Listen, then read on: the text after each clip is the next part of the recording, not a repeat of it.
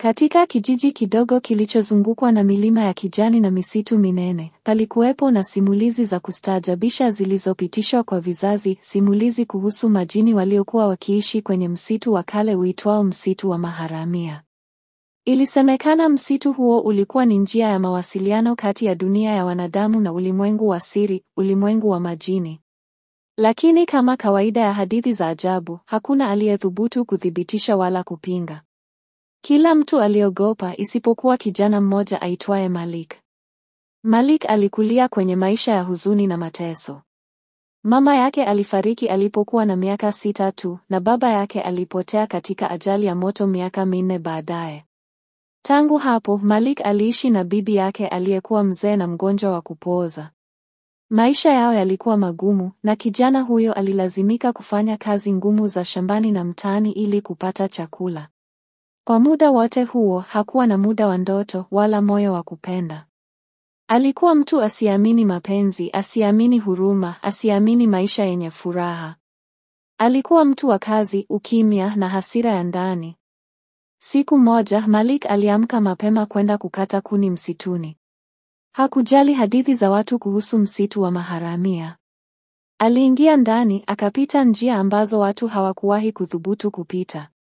Akiwa amechoka, alikaa juu ya jiwe kubwa lililozungukwa na mimea ya ajabu. Ndipo alipotokea. Mwanamke huyo hakuwa wa kawaida. Urembo wake haukuwa wa binadamu.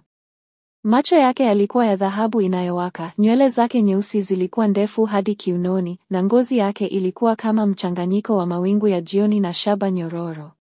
Alitembea kwa utulivu na sauti yake ilikuwa kama wimbo wa upepo wa jioni. Jina lake lilikuwa Zafera, jini wa kale kutoka nasaba ya majini waliokatazwa kupenda wanadamu. Lakini alipomuona Malik, moyo wake ulitikisika. Zafera hakuwahi kuona roho ya binadamu iliyojaa uchungu wa namna ile. Macho ya Malik yalikuwa mazito, yaliyojaa uzito wa miaka ya mateso na upweke. Alimpenda. Si kwa sababu ya sura au tabia, bali kwa sababu alimwona kwa undani ambao wanadamu hawakuweza kuona. Aliona vilio vya roho yake, akavihisi kama vilikuwa vya kwake. Malik alishtuka alipomwona mwanamke huyo. "Wewe ni nani?" aliuliza kwa mashaka. "Mimi ni anayekuona hata wakati wengine hawakuoni," Zafera alijibu. "Usinifuate.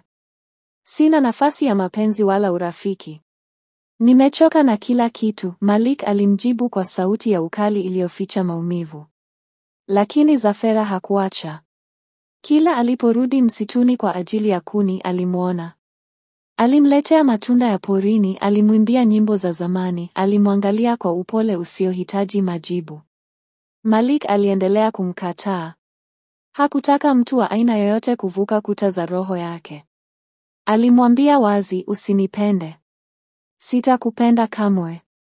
Sitaki mapenzi yako." Zafera hakumlazimisha. Aliendelea kuwepo tu kwa kimya na utulivu. Alimsaidia bila kujulikana. Alipompelekea chakula bibi yake aliyekuwa karibu na kifo, alimtibu kisirisiri kwa maji ya uchawi na akamwokoa. Malik alidhani ni miujiza.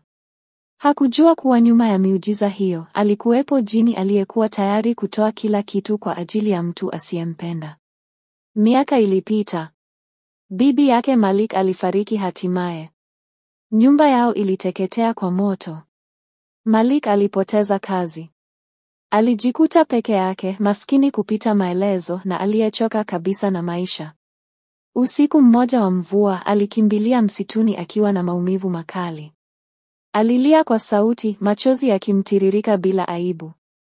Na hapo ndipo Zafera alijitokeza tena, kwa upole, kama kivuli cha faraja. "Kwa nini bado upo hapa?" aliuliza kwa uchungu. Zafera alimtazama kwa macho ya huruma, akasema, "Kwa sababu mapenzi ya kweli hayaondoki hata yasipopokelewa." "Naomba uniache," Malik alisema, akijifuta machozi. "Usinifuatilie. Usijaribu kuniponya tena. Sitaki huruma yako. Sitaki hata uwepo wako." Zafera alihisi maumivu makali kuliko maumivu yoyote aliyowahi kuyahisi katika miaka yake yote ya kuwepo. Alilia machozi ya moto, machozi ya jini anayevunjika moyo. Kisha akasema kwa sauti ya upole, Malik, kwa sababu ninakupenda kweli, nitakupotea. Si kwa sababu nimechoka, bali kwa sababu mapenzi ya kweli sio kumlazimisha mtu, bali kumwachilia huru. Nitakuondokea na sitarudi tena, lakini roho yangu haitakusahau. Na hivyo, kwa mwanga mwekundu wa huzuni, Zafera alitoweka mara ya mwisho kabisa. Miaka ilipita. Malik alijifunza kupenda tena, si kwa jini, si kwa mtu fulani, bali kwa maisha yenyewe. Alianza kusaidia watoto yatima. Alijenga makazi ya maskini. Alianza kuamini tena kwamba dunia inaweza kuwa na nuru, hata kama yeye alikataliwa na upendo wake wa kwanza. Lakini kila usiku, kabla hajaingia kulala, alikumbuka macho yale ya dhahabu, sauti ya nyimbo zile za zamani, na kumbatio la mwisho lililosema, nitakupenda daima hata usinipende. Miaka 10 baadaye, alitembelea tena kijiji alikokulia. Alienda kwenye msitu wa maharamia, akakaa juu ya jiwe lile lile ambako alimwona kwa mara ya kwanza. Juu ya jiwe kulikuwa na maua meupe yenye harufu ya kipekee. Alifunga macho na kusema kwa sauti ya ndani, samahani, Zafera. Nilikuwa kipofu. Nilichanganya upendo na huruma, mapenzi na mateso. Sikujua ulikuwa zawadi kutoka mahali palipo mbali. Leo najua. Upepo ulivuma taratibu. Ndani ya hewa aliisikia sauti ya upole, isiyo ya dunia hii, sikuhitaji unipende. Nilihitaji ujifunze kupenda tena. Na hapo Malik alitabasamu. Kwa mara ya kwanza moyo wake ulihisi amani kamili. Upendo wa kweli haukuwa ule wa kupokea tu, bali wa kutoa hata kwa mtu asiyeweza kurudisha. Alitoka msituni akiwa mtu mpya. Lakini akilini mwake, jina moja halikutoweka, Zafera. Bila shaka ukiwa umeipenda hadithi hii, usisahau kusubscribe katika channel yetu ili kupata kila video itakayotoka zaidi.